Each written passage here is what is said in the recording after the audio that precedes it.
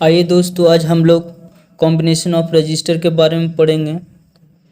तो प्रतिरोधकों का संयोजन ये हम लोग तीन प्रकार से करते हैं।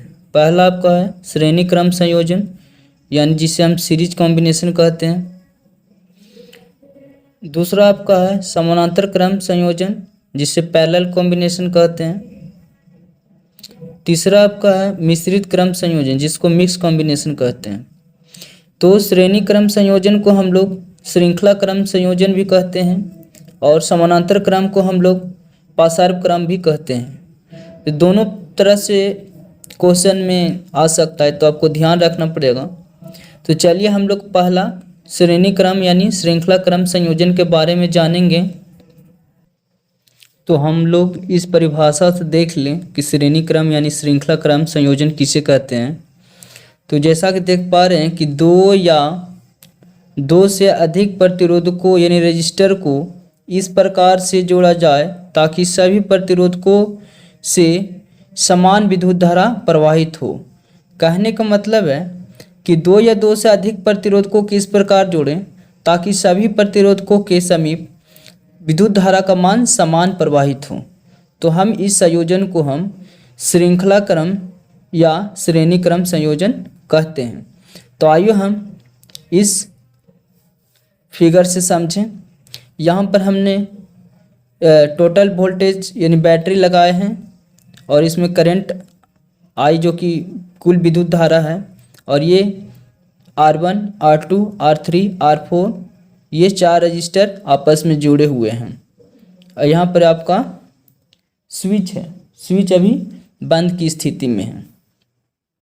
तो दोस्तों इसमें जैसा देख रहे हैं कि वोल्टेज ड्रॉप जो होगा V1, R1 के अक्रॉस वोल्टेज ड्रॉप V1 होगा, R2 के अक्रॉस वोल्टेज ड्रॉप आपका V2 है, R3 का वोल्टेज ड्रॉप V3 है, R4 रजिस्टर के अक्रॉस V4 है।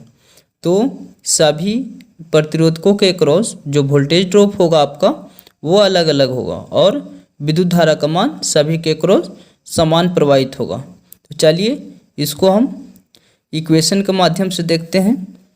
तो दोस्तों जो V होगा वो V1 plus V2 plus V3 plus V4 यानी सप्लाई किया गया वोल्टेज जो होगा वो सभी ड्रॉप के बराबर होगा। जो भी रजिस्टर के क्रॉस जो ड्रॉप हो रहा है उसके बराबर होगा। ठीक है, चूँकि हम लोग V बराबर IR वोल्ट लिखते हैं, जो कि वोल्टेज ड्रॉप बराबर फॉर्मूला है, V equal to IR volt.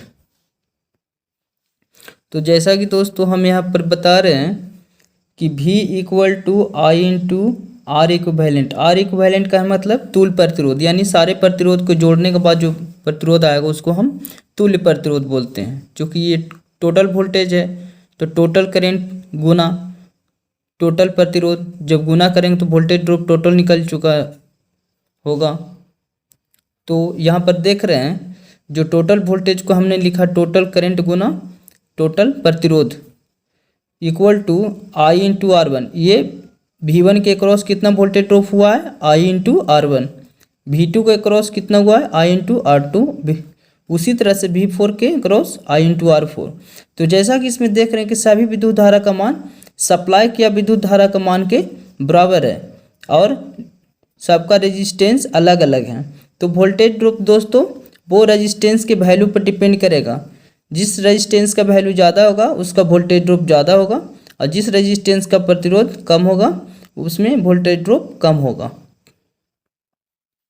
तो दोस्तों हमने यहाँ से आई सब में से कॉमन ले लिए, तो यहाँ बच चुका है R1 plus R2 plus R3 plus R4। तो देखिए ये आई से ये आई ख़त्म हो जाएगा, तो बच जाएगा क्या R इक्विवेलेंट बराबर R1 plus R2 plus R3 plus R4। ये आपका सीरीज का फॉर्मूला निकल कर आ गया। श्रेणी क्रम में अगर चार प्रतिरोध होंगे तो आपको फॉर्मूला में R1 plus R2 plus R3 plus R4 तक जाना है। अगर आपका सर्किट में 10 रेजिस्टेंस हो तो आपको R5 R6 इसी तरह से करके 10 तक चलना होगा, जो कि आपका जो टोटल वैल्यू आएगा वो ओम में आएगा। ठीक है, ये आपका तुल्य प्रतिरोध का फॉर्मूला निकल चुका है। तो दोस्तों हम यहाँ नोट देख लें कुछ महत्वपूर्ण चीज़ें। श्रेणी क्रम में विद्युत धारा का मान होता है, सॉरी दोस्तों यहाँ पर भूल गए, श्रेणी क्रम में जो विद्युत धारा का मान होता है वो समान होता है। तो नोट कर लीजिएगा, समान होता है। श्रेणी क्रम में विद्युत धारा का मान समान होता है, जबकि वोल्टेज ड्रॉप का मान प्रतिरोध के मान पर निर्भर करता है। कहने का मतलब कि अगर प्रतिरोध का मान ज़्यादा होगा तो वोल्टेज ड्रॉप वहाँ पर ज़्यादा होगा, जो ऊपर बताया गया है, यहाँ बताया गया है। और फिर हम लोग एग्जाम्पल के माध्यम से भी समझेंगे, ठीक है। तुल्य प्रतिरोध, तुल्य प्रतिरोध कहने का मतलब कुल प्रतिरोध जब हम जोड़ेंगे R1 R2 R3 R4 तो वो होगा आपको तुल्य प्रतिरोध के बराबर।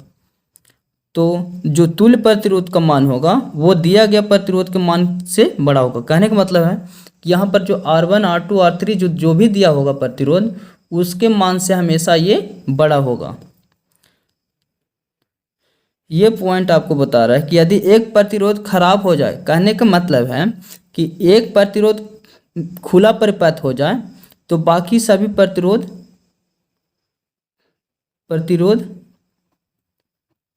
निष्क्रिय हो जाएगा, ठीक है, निष्क्रिय हो जाएगा यानी काज नहीं करेगा। जैसा कि आपको एग्जांपल है कि घर में जो आप डेकोरेशन के लिए छोटा बल्ब, लरी वाला बल्ब लगाते हैं, वो अगर एक ओपन सर्किट हो जाए यानी ख़राब हो जाता है तो बाकी सभी बल्ब काम नहीं करता है। तो ये उसकी जगह पे ये भी एग्जांपल होगा। और जो भी सीरीज में आपका अप्लायंसेस लगा हुआ है उन सभी में से अगर एक भी कोई ख़राब हो जाता है तो बाकी शेष कोई भी कार्य नहीं करता है। तो आज के लिए इतना ही। अगले चैप्टर में हम आपको समानांतर क्रम संयोजन के बारे में पढ़ाएंगे। धन्यवाद।